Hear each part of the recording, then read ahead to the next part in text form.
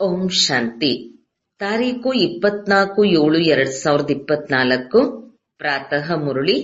ಮಧುರ ಮಕ್ಕಳೇ, ತಂದೆಯೊಂದಿಗೆ ಹೋಲ್ಸೇಲ್ ವ್ಯಾಪಾರ ಮಾಡುವುದನ್ನು ಕಲಿಯಿರಿ. ಮನ್ಮನಾಭವ ಆತ್ಮವೆಂದು ತಿಳಿದು ತಂದೆಯನ್ನು ನೆನಪು ಮಾಡುವುದು ಮತ್ತು ಮಾಡಿಸುವುದು ಹೋಲ್ಸೇಲ್ ವ್ಯಾಪಾರವಾಗಿದೆ. ಉಳಿದೆಲ್ಲವೂ ಚಿಲ್ಲರೆ ವ್ಯಾಪಾರವಾಗಿದೆ. ಪ್ರಶ್ನೆ: ತಂದೆಯು ತಮ್ಮ ಮನೆಗೆ ಎಂತಹ ಮಕ್ಕಳನ್ನು ಸ್ವಾಗತಿಸುತ್ತಾರೆ? ಉತ್ತರ: ಯಾವ ಮಕ್ಕಳು ಬಹಳ ಚೆನ್ನಾಗಿಯೋ ತಂದೆಯ ಮತದ ಅನುಸಾರ ನಡೆಯುತ್ತಾರೆ, ಮತ್ಯಾರನ್ನೂ ನೆನಪು ಮಾಡುವುದಿಲ್ಲವೋ, ದೇಹ ಸಹಿತ ದೇಹದ ಎಲ್ಲಾ ಸಂಬಂಧಗಳಿಂದ ಬುದ್ಧಿಯೋಗವನ್ನು ತೆಗೆದು ಒಬ್ಬರ ನೆನಪಿನಲ್ಲಿರುತ್ತಾರೆಯೋ ಅಂತಹ ಮಕ್ಕಳನ್ನು ತಂದೆಯೋ ತನ್ನ ಮನೆಗೆ ಬರಮಾಡಿಕೊಳ್ಳುತ್ತಾರೆ. ತಂದೆಯು ಈಗ ಮಕ್ಕಳನ್ನು ಹೂಗಳನ್ನಾಗಿ ಮಾಡುತ್ತಾರೆ. ನಂತರ ಹೂಗಳಾದ ಮಕ್ಕಳನ್ನು ತನ್ನ ಮನೆಗೆ ಸ್ವಾಗತ ಮಾಡುತ್ತಾರೆ. ಓಂ ಶಾಂತಿ. ಮಕ್ಕಳು ತಮ್ಮ ತಂದೆ ಮತ್ತು ಶಾಂತಿಧಾಮ ಸುಖಧಾಮದ ನೆನಪಿನಲ್ಲಿ ಕುಳಿತುಕೊಳ್ಳಬೇಕು. ಆತ್ಮವು ತಂದೆಯನ್ನೇ ನೆನಪು ಮಾಡಬೇಕು. ಈ ದುಃಖಧಾಮವನ್ನು ಮರೆತು ಬಿಡಬೇಕಾಗಿದೆ. ಇದು ತಂದೆ ಮತ್ತು ಮಧುರ ಮಕ್ಕಳ ಸಂಬಂಧವಾಗಿದೆ. ಇಷ್ಟು ಮಧುರವಾದ ಸಂಬಂಧವು ಬೇರೆ ಯಾರೇ ತಂದೆಯದಾಗಿರುವುದಿಲ್ಲ. ಒಂದೇ ಸಂಬಂಧವಿರುತ್ತದೆ. ತಂದೆಯೊಂದಿಗೆ, ನಂತರ ಶಿಕ್ಷಕ ಮತ್ತು ಗುರುಗಳೊಂದಿಗಿರುತ್ತದೆ. ಈಗ ಇಲ್ಲಿ ಈ ಮೂರೂ ಸಂಬಂಧಗಳು ಒಬ್ಬರೇ ಆಗಿದ್ದಾರೆ. ಇದು ಬುದ್ಧಿಯಲ್ಲಿ ನೆನಪಿದ್ದರೂ ಸಹ ಖುಷಿಯ ಮಾತಲ್ಲವೇ? ಒಬ್ಬರೇ ತಂದೆಯೂ ಸಿಕ್ಕಿದ್ದಾರೆ. ಅವರು ಬಹಳ ಸಹಜ ಮಾರ್ಗವನ್ನು ತಿಳಿಸುತ್ತಾರೆ. ಅಂದಾಗ ತಂದೆಯನ್ನು ಶಾಂತಿಧಾಮ ಮತ್ತು ಸುಖಧಾಮವನ್ನು ನೆನಪು ಮಾಡಿ. ಈ ದುಃಖಧಾಮವನ್ನು ಮರೆತು ಬಿಡಿ. ನಡೆದಾಡಿ ತಿರುಗಾಡಿ, ಆದರೆ ಬುದ್ಧಿಯಲ್ಲಿ ಇದೇ ನೆನಪಿರಲಿ, ಇಲ್ಲಂತೂ ಯಾವುದೇ ವ್ಯವಹಾರದ ಜಂಜಾಟವಿರುವುದಿಲ್ಲ. ಮನೆಯಲ್ಲಿ ಕುಳಿತಿದ್ದೀರಿ. ತಂದೆಯು ಕೇವಲ 3 ಶಬ್ದಗಳನ್ನು ನೆನಪು ಮಾಡಲು ಹೇಳುತ್ತಾರೆ. ವಾಸ್ತವದಲ್ಲಿ ಅದು ಒಂದೇ ಶಬ್ದವಾಗಿದೆ. ತಂದೆಯನ್ನು ನೆನಪು ಮಾಡಿ. ತಂದೆಯನ್ನು ನೆನಪು ಮಾಡಿದಾಗ ಸುಖಧಾಮ ಮತ್ತು ಶಾಂತಿಧಾಮ ಎರಡು ಆಸ್ತಿಯು ನೆನಪಿಗೆ ಬಂದು ಬಿಡುತ್ತದೆ. ಕೊಡುವವರು ತಂದೆಯಾಗಿದ್ದಾರೆ. ನೆನಪು ಮಾಡುವುದರಿಂದ ಖುಷಿಯ ನಶೆ ಏರುತ್ತದೆ. ನೀವು ಮಕ್ಕಳ ಖುಷಿಯಂತೂ ಹೆಸರುವಾಸಿಯಾಗಿದೆ. ಮಕ್ಕಳ ಬುದ್ಧಿಯಲ್ಲಿದೆ, ತಂದೆಯು ನಮ್ಮನ್ನು ಮನೆಗೆ ಸ್ವಾಗತ ಮಾಡುತ್ತಾರೆ, ಆಹ್ವಾನಿಸುತ್ತಾರೆ. ಆದರೆ ಯಾರು ಚೆನ್ನಾಗಿ ತಂದೆಯ ಶ್ರೀಮತದಂತೆ ನಡೆಯುವರೋ ಮತ್ಯಾರನ್ನೂ ನೆನಪು ಮಾಡುವುದಿಲ್ಲವೋ ಅವರನ್ನೇ ಸ್ವಾಗತಿಸುತ್ತಾರೆ. ದೇಹ ಸಹಿತ ದೇಹದ ಸರ್ವ ಸಂಬಂಧಗಳಿಂದ ಬುದ್ಧಿಯೋಗವನ್ನು ತೆಗೆದು ನನ್ನೊಬ್ಬನನ್ನೇ ನೆನಪು ಮಾಡಬೇಕಾಗಿದೆ. ಭಕ್ತಿ ಮಾರ್ಗದಲ್ಲಂತೂ ನೀವು ಬಹಳ ಸೇವೆ ಮಾಡಿದ್ದೀರಿ, ಆದರೆ ಹೋಗುವ ಮಾರ್ಗವು ಸಿಗುವುದೇ ಇಲ್ಲ. ಈಗ ತಂದೆಯು ಎಷ್ಟು ಸಹಜ ಮಾರ್ಗವನ್ನು ತಿಳಿಸುತ್ತಾರೆ. ಕೇವಲ ಈ ನೆನಪು ಮಾಡಿ. ತಂದೆಯೂ ಆಗಿದ್ದಾರೆ, ಶಿಕ್ಷಕನೂ ಆಗಿದ್ದಾರೆ. ಸೃಷ್ಟಿಯ ಆದಿ ಮಧ್ಯ ಅಂತ್ಯದ ಜ್ಞಾನವನ್ನು ತಿಳಿಸುತ್ತಾರೆ. ಇದನ್ನು ಮತ್ಯಾರು ತಿಳಿಸಲು ಸಾಧ್ಯವಿಲ್ಲ. ತಂದೆಯು ತಿಳಿಸುತ್ತಾರೆ, ಈಗ ಮನೆಗೆ ಹೋಗಬೇಕಾಗಿದೆ. ನಂತರ ಮೊಟ್ಟ ಮೊದಲು ಸತ್ಯಯುಗದಲ್ಲಿ ಬರುತ್ತೀರಿ. ಈಗ ಚೀಚಿ ಪ್ರಪಂಚದಿಂದ ಹೋಗಬೇಕು. ಬಲೆ ಇಲ್ಲಿ ಕುಳಿತಿದ್ದೇವೆ, ಆದರೆ ಇಲ್ಲಿಂದ ಹೊರಟೆವೆಂದರೆ ಹೊರಟೆವು.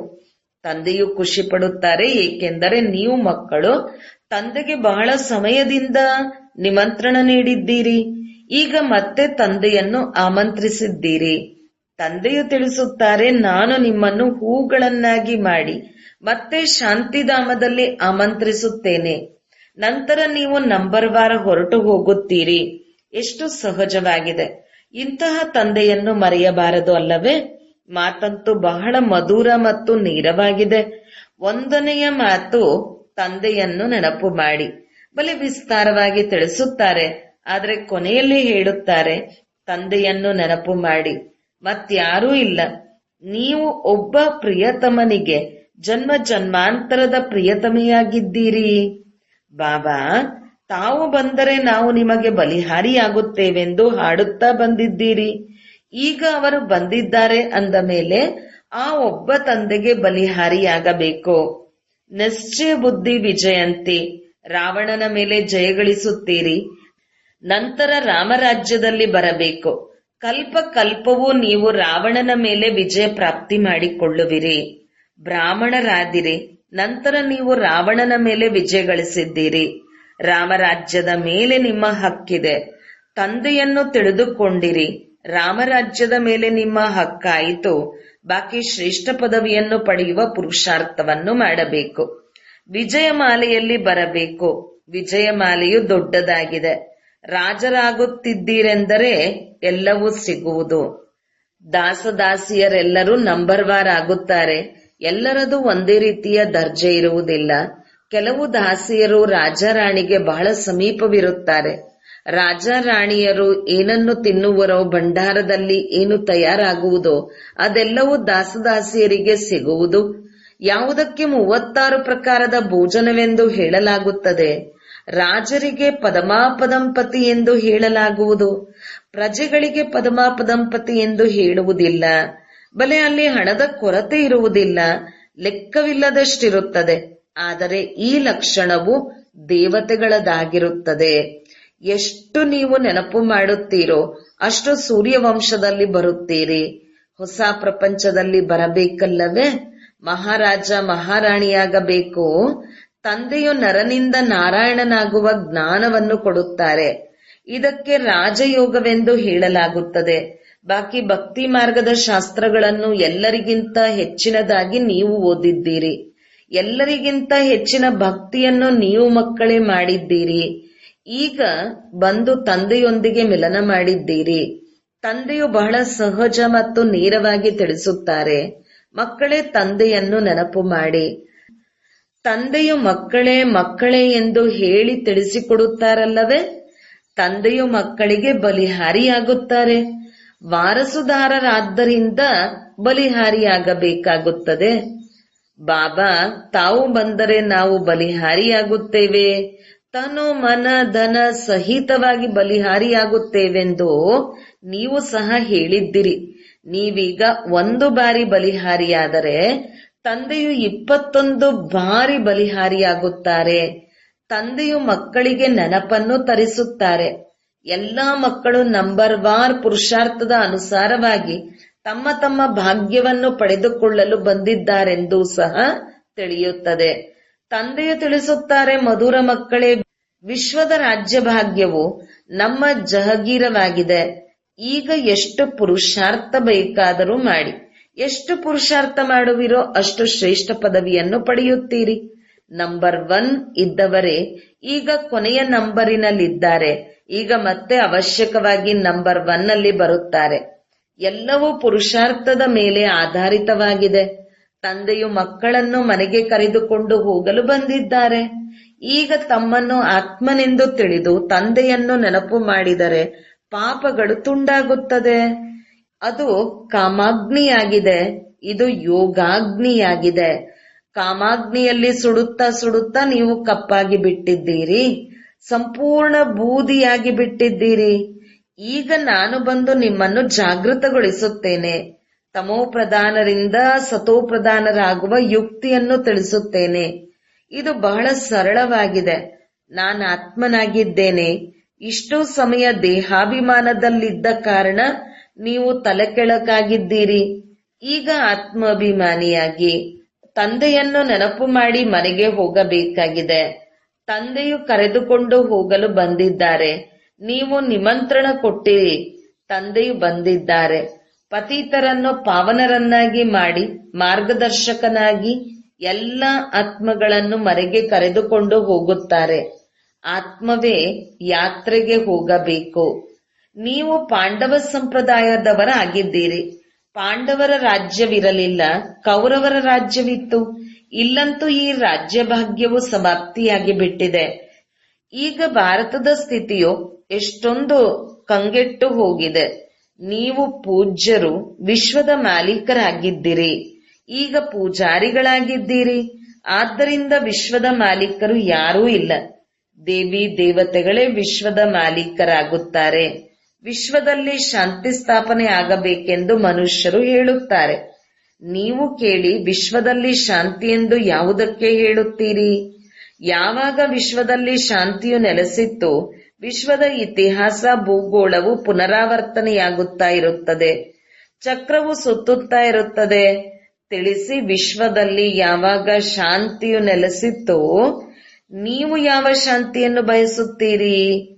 ಇದಕ್ಕೆ ಯಾರೂ ತಿಳಿಸುವುದಿಲ್ಲ, ತಂದೆಯೇ ತಿಳಿಸುತ್ತಾರೆ. ವಿಶ್ವದಲ್ಲಿ ಸಂಪೂರ್ಣ ಶಾಂತಿಯು ಸ್ವರ್ಗದಲ್ಲಿತ್ತು, ಅದಕ್ಕೆ ಪ್ಯಾರಡೈಸ್ ಎಂದು ಹೇಳಲಾಗುತ್ತದೆ. ಕ್ರಿಶ್ಚಿಯನ್ನರು ಸಹ ಹೇಳುತ್ತಾರೆ, ಕ್ರಿಸ್ತನಿಗೆ 3000 ವರ್ಷಗಳ ಮೊದಲು ಅವಶ್ಯಕವಾಗಿ ಸ್ವರ್ಗವಿತ್ತು. ಕ್ರಿಶ್ಚಿಯನ್ನರನ್ನು ಸಂಪೂರ್ಣ ಪಾರಸ್ ಬುದ್ಧಿಯೂ ಆಗುವುದಿಲ್ಲ, ಸಂಪೂರ್ಣ ಕಲ್ಲು ಬುದ್ಧಿಯೂ ಆಗುವುದಿಲ್ಲ. ಭಾರತವಾಸಿಗಳು ಪಾರಸ ಬುದ್ಧಿ ಮತ್ತು ಕಲ್ಲು ಬುದ್ಧಿಯವರಾಗಿರುತ್ತಾರೆ. ಹೊಸ ಪ್ರಪಂಚಕ್ಕೆ ಸ್ವರ್ಗವೆಂದು ಹೇಳಲಾಗುತ್ತದೆ, ಹಳೆಯದಕ್ಕೆ ಸ್ವರ್ಗವೆಂದು ಹೇಳುವುದಿಲ್ಲ. ಮಕ್ಕಳಿಗೆ ತಂದೆಯು ಸ್ವರ್ಗ ಮತ್ತು ನರಕದ ರಹಸ್ಯವನ್ನು ತಿಳಿಸಿದ್ದಾರೆ. ಇದು ರಿಟೇಲ್ ವ್ಯಾಪಾರವಾಗಿದೆ. ಹೋಲ್ಸೇಲ್ನಲ್ಲಿ ಕೇವಲ ಒಂದು ಶಬ್ದವನ್ನು ಹೇಳುತ್ತಾರೆ, ಮಕ್ಕಳೇ ನನ್ನೊಬ್ಬನನ್ನೇ ನೆನಪು ಮಾಡಿ, ತಂದೆಯಿಂದಲೇ ಬೇಹದ್ದಿನ ಆಸ್ತಿಯು ಸಿಗುತ್ತದೆ. ಇದು ಸಹ ಹಳೆಯ ಮಾತಾಗಿದೆ. 5000 ವರ್ಷಗಳ ಮೊದಲು ಭಾರತ ಸ್ವರ್ಗವಾಗಿತ್ತು. ತಂದೆಯು ಮಕ್ಕಳಿಗೆ ಸತ್ಯವಾದ ಕಥೆಯನ್ನು ತಿಳಿಸುತ್ತಾರೆ. ಸತ್ಯನಾರಾಯಣನ ಕತೆ, 3ನೇ ನೇತ್ರದ ಕತೆ, ಅಮರ ಕಥೆಯು ಪ್ರಸಿದ್ಧವಾಗಿದೆ. ನಿಮಗೂ ಸಹ ಜ್ಞಾನದ 3ನೆಯ ನೇತ್ರವು ಸಿಗುತ್ತದೆ. ಇದಕ್ಕೆ 3ನೆಯ ನೇತ್ರದ ಕಥೆ ಎಂದು ಹೇಳಲಾಗುತ್ತದೆ. ಅವರಂತೂ ಭಕ್ತಿಯ ಪುಸ್ತಕಗಳನ್ನು ರಚಿಸಿಬಿಟ್ಟಿದ್ದಾರೆ. ಈಗ ನೀವು ಮಕ್ಕಳಿಗೆ ಎಲ್ಲಾ ಮಾತುಗಳನ್ನು ಚೆನ್ನಾಗಿ ತಿಳಿಸಲಾಗುತ್ತದೆ. ರಿಟೇಲ್ ಮತ್ತು ಹೋಲ್ಸೇಲ್ ಇರುತ್ತದೆಯಲ್ಲವೇ? ಇಷ್ಟು ಜ್ಞಾನವನ್ನು ತಂದೆಯು ತಿಳಿಸುತ್ತಾರೆ. ಸಾಗರವನ್ನು ಶಾಹಿಯನ್ನಾಗಿ ಮಾಡಿಕೊಂಡು ಬರೆದರು, ಇದರ ಅಂತ್ಯವನ್ನು ತಲುಪಲು ಸಾಧ್ಯವೇ ಇಲ್ಲ. ಅಂದರೆ ಇದು ರಿಟೇಲ್ ಆಯಿತು. ಹೋಲ್ಸೇಲ್ನಲ್ಲಿ ಕೇವಲ ತಿಳಿಸುತ್ತಾರೆ, ಮಕ್ಕಳೇ ಮನ್ಮನಾಭವ ಶಬ್ದವು ಒಂದೇ ಆಗಿದೆ, ಅದರ ಅರ್ಥವನ್ನು ನೀವು ತಿಳಿದುಕೊಂಡಿದ್ದೀರಿ. ಇದನ್ನು ಯಾರೂ ತಿಳಿಸಲು ಸಾಧ್ಯವಿಲ್ಲ. ತಂದೆಯು ಯಾವುದೇ ಸಂಸ್ಕೃತದ ಜ್ಞಾನ ಕೊಟ್ಟಿಲ್ಲ. ಅವರಂತೂ ಹೇಗೆ ರಾಜನೋ ತನ್ನ ಭಾಷೆಯನ್ನು ನಡೆಸುತ್ತಾನೆ. ತಮ್ಮ ಖಾತೆಯು ಹಿಂದಿಯೇ ಇರುತ್ತದೆ.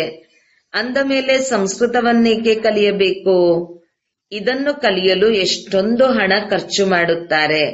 ನಿಮ್ಮ ಬಳಿ ಯಾರೇ ಬರಲಿ ಅವರಿಗೆ ತಿಳಿಸಿ, ತಂದೆಯು ತಿಳಿಸುತ್ತಾರೆ, ನನ್ನನ್ನು ನೆನಪು ಮಾಡಿದರೆ ಶಾಂತಿಧಾಮ ಸುಖಧಾಮದ ಆಸ್ತಿ ಸಿಗುತ್ತದೆ ಎಂದು. ಇದನ್ನು ತಿಳಿಯಬೇಕೆಂದಿದ್ದರೆ ಕುಳಿತು ತಿಳಿದುಕೊಳ್ಳಿ. ಬಾಕಿ ನಮ್ಮ ಬಳಿ ಬೇರೆ ಯಾವುದೇ ಮಾತಿಲ್ಲ. ತಂದೆಯ ಪರಿಚಯವನ್ನು ತಿಳಿಸುತ್ತಾರೆ. ತಂದೆಯಿಂದಲೇ ಆಸ್ತಿ ಸಿಗುತ್ತದೆ. ತಂದೆಯನ್ನು ನೆನಪು ಮಾಡಿದರೆ ಪಾಪ ನಾಶವಾಗಿ ಪವಿತ್ರರಾಗಿ ಶಾಂತಿಧಾಮಕ್ಕೆ ಹೊರಟು ಹೋಗುತ್ತೀರಿ. ಶಾಂತಿ ದೇವ ಎಂದು ಹೇಳುತ್ತೀರಿ. ತಂದೆಯೇ ಶಾಂತಿಯ ಸಾಗರನಾಗಿದ್ದಾರೆ ಅಂದ ಮೇಲೆ ಅವರನ್ನೇ ನೆನಪು ಮಾಡುತ್ತಾರೆ. ತಂದೆಯು ಯಾವ ಸ್ವರ್ಗದ ಸ್ಥಾಪನೆ ಮಾಡುವರೋ ಅದು ಇಲ್ಲಿಯೇ ಆಗುತ್ತದೆ. ಸೂಕ್ಷ್ಮವತನದಲ್ಲಿ ಏನೂ ಇಲ್ಲ. ಇವು ಕೇವಲ ಸಾಕ್ಷಾತ್ಕಾರದ ಮಾತುಗಳಾಗಿವೆ. ಈ ತರಹ ಫರಿಷ್ಠೆಗಳಾಗಬೇಕು ಮತ್ತು ಇಲ್ಲಿಯೇ ಆಗಬೇಕು. ಫರಿಷ್ಠೆಗಳಾಗಿ ಮತ್ತೆ ತಮ್ಮ ಮನೆಗೆ ಹೊರಟು ಹೋಗುತ್ತೀರಿ. ರಾಜಧಾನಿಯ ಆಸ್ತಿಯು ತಂದೆಯಿಂದಲೇ ಸಿಗುತ್ತದೆ. ಶಾಂತಿ ಮತ್ತು ಸುಖ ಎರಡೂ ಆಸ್ತಿಯು ತಂದೆಯಿಂದಲೇ ಸಿಗುತ್ತದೆ. ತಂದೆಯ ಹೊರತು ಮತ್ಯಾರಿಗೆ ಸಾಗರನೆಂದು ಹೇಳಲು ಸಾಧ್ಯವಿಲ್ಲ. ಯಾವ ತಂದೆಯು ಜ್ಞಾನ ಸಾಗರನಾಗಿದ್ದಾರೆಯೋ ಅವರೇ ಸದ್ಗತಿ ಮಾಡಲು ಸಾಧ್ಯ. ತಂದೆಯು ಪ್ರಶ್ನಿಸುತ್ತಾರೆ, ನಾನು ನಿಮ್ಮ ತಂದೆ, ಶಿಕ್ಷಕ, ಗುರುವಾಗಿದ್ದೇನೆ. ನಿಮ್ಮ ಸದ್ಗತಿ ಮಾಡುತ್ತೇನೆ ಅಂದ ಮೇಲೆ ನಿಮ್ಮ ದುರ್ಗತಿಯನ್ನು ಯಾರು ಮಾಡುತ್ತಾರೆ? ರಾವಣ. ಇದು ದುರ್ಗತಿ ಮತ್ತು ಸದ್ಗತಿಯ ಆಟವಾಗಿದೆ. ಯಾರಾದರೂ ತಬ್ಬಿಬ್ಬಾಗುತ್ತೀರೆಂದರೆ ಪ್ರಶ್ನೆಯನ್ನು ಕೇಳಬಹುದು. ಭಕ್ತಿ ಮಾರ್ಗದಲ್ಲಿ ಅನೇಕ ಪ್ರಶ್ನೆಗಳು ಉದ್ಭವಿಸುತ್ತದೆ. ಜ್ಞಾನ ಮಾರ್ಗದಲ್ಲಿ ಪ್ರಶ್ನೆಯ ಮಾತಿಲ್ಲ. ಶಾಸ್ತ್ರಗಳಲ್ಲಿ ಶಿವತಂದೆಯಿಂದ ಹಿಡಿದು ದೇವತೆಗಳಿಗೂ ಎಷ್ಟೊಂದು ನಿಂದನೆ ಮಾಡಿಬಿಟ್ಟಿದ್ದಾರೆ. ಯಾರನ್ನೂ ಬಿಟ್ಟಿಲ್ಲ. ಇದೂ ಸಹ ನಾಟಕದಲ್ಲಿ ಮಾಡಲ್ಪಟ್ಟಿದೆ.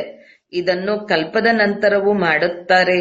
ತಂದೆಯು ತಿಳಿಸುತ್ತಾರೆ, ಈ ದೇವಿ ದೇವತಾ ಧರ್ಮವು ಬಹಳ ಸುಖ ಕೊಡುವಂತದ್ದಾಗಿದೆ. ನಂತರ ಈ ದುಃಖ ಇರುವುದಿಲ್ಲ. ತಂದೆಯು ನಿಮ್ಮನ್ನು ಎಷ್ಟು ಬುದ್ಧಿವಂತರನ್ನಾಗಿ ಮಾಡುತ್ತಾರೆ. ಈ ಲಕ್ಷ್ಮೀನಾರಾಯಣರು ಬುದ್ಧಿವಂತರಾಗಿದ್ದಾರೆ. ಆದ್ದರಿಂದ ವಿಶ್ವದ ಮಾಲೀಕರಾಗುತ್ತಾರೆ. ಬುದ್ಧಿಹೀನರು ವಿಶ್ವದ ಮಾಲೀಕರಾಗಲು ಸಾಧ್ಯವಿಲ್ಲ. ಮೊದಲಂತೂ ನೀವು ಮುಳ್ಳುಗಳಾಗಿದ್ದಿರಿ.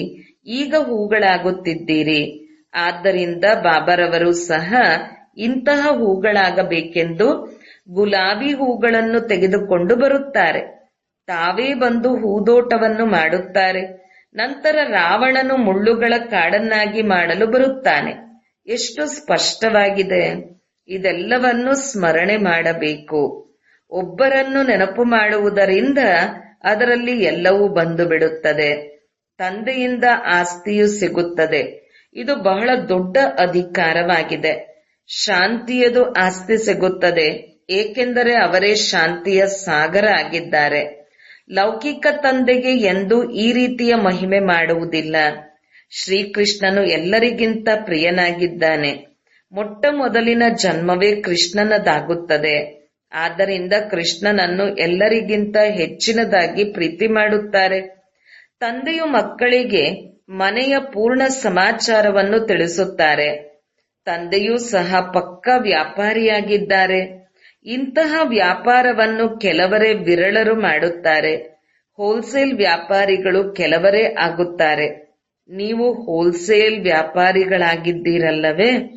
ತಂದೆಯನ್ನು ನೆನಪು ಮಾಡುತ್ತಲೇ ಇರುತ್ತೀರಿ. ಕೆಲವರಂತೂ ಚಿಲ್ಲರೆ ವ್ಯಾಪಾರ ಮಾಡಿ ಮತ್ತೆ ಮರೆತು ಹೋಗುತ್ತಾರೆ. ತಂದೆಯು ತಿಳಿಸುತ್ತಾರೆ, ನಿರಂತರ ತಂದೆಯನ್ನು ನೆನಪು ಮಾಡುತ್ತಾ ಇರಿ.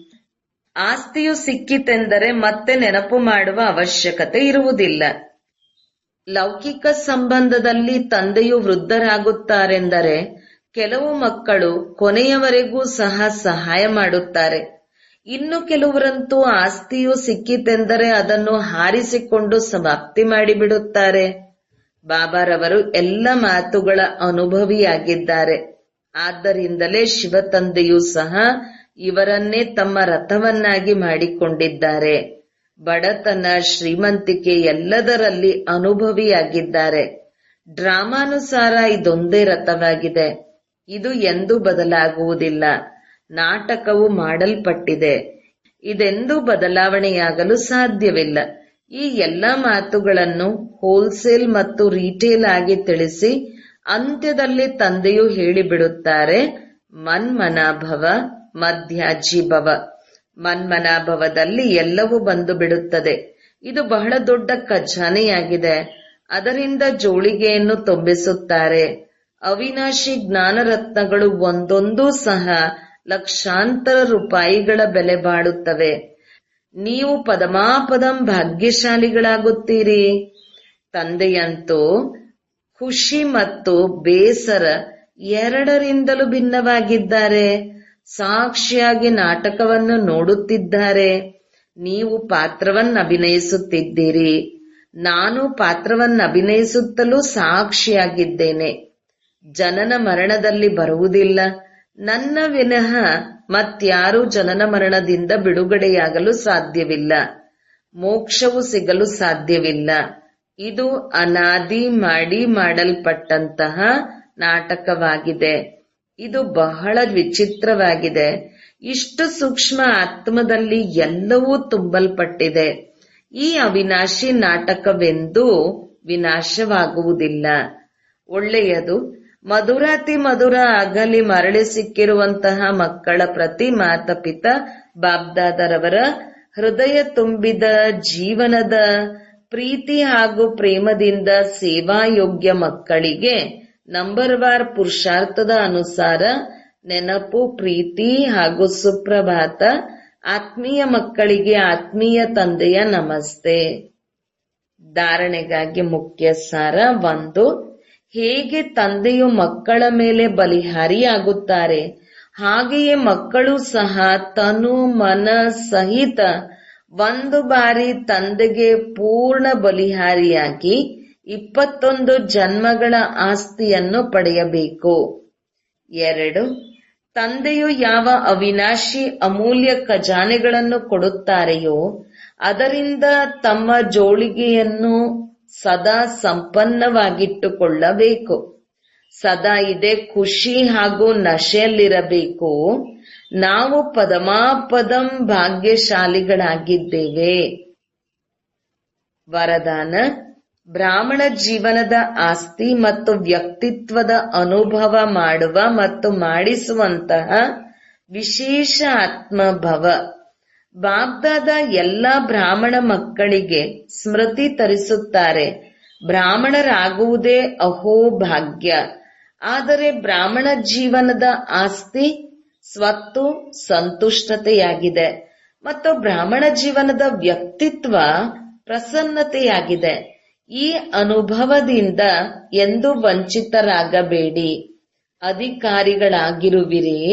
ಯಾವಾಗ ದಾತ ವರದಾತ ತೆರೆದ ಹೃದಯದಿಂದ ಪ್ರಾಪ್ತಿಗಳ ಖಜಾನೆಗಳನ್ನು ಕೊಡುತ್ತಿರುವಾಗ ಅದನ್ನು ಅನುಭವದಲ್ಲಿ ತನ್ನಿ ಮತ್ತು ಅನ್ಯರಿಗೂ ಸಹ ಅನುಭವಿಗಳನ್ನಾಗಿ ಮಾಡಿ. ಆಗ ಹೇಳಲಾಗುತ್ತದೆ ವಿಶೇಷ ಆತ್ಮ. ಸ್ಲೋಗನ್: ಸಮಯದ ಅಂತ್ಯವನ್ನು ಯೋಚಿಸುವ ಬದಲು ತಮ್ಮ ಅಂತಿಮ ಸ್ಥಿತಿಯ ಬಗ್ಗೆ ಯೋಚಿಸಿ. ಓಂ ಶಾಂತಿ.